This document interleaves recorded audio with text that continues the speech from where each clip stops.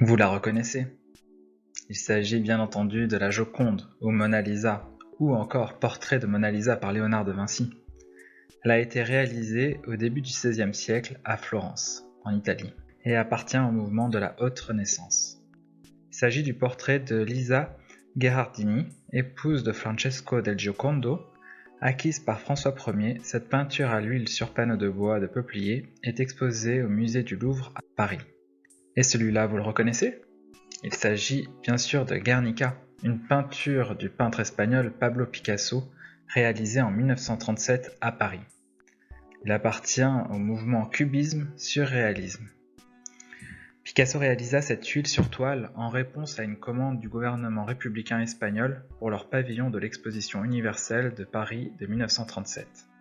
Cette toile monumentale est une dénonciation engagée du bombardement de Guernica, qui venait de se produire le 26 avril 1937 lors de la guerre d'Espagne, ordonnée par les nationalistes espagnols et exécutée par les troupes allemandes nazies et fascistes italiennes.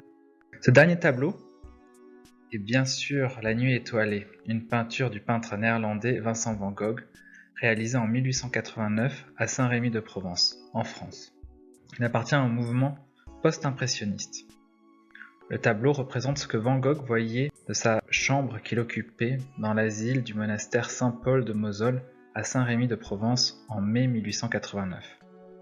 Souvent présenté comme son grand chef-d'œuvre, il est conservé dans le Museum of Modern Art, MoMA, à New York depuis 1941. Comment se nomme ce tableau ? Qui l'a peint et en quelle année ?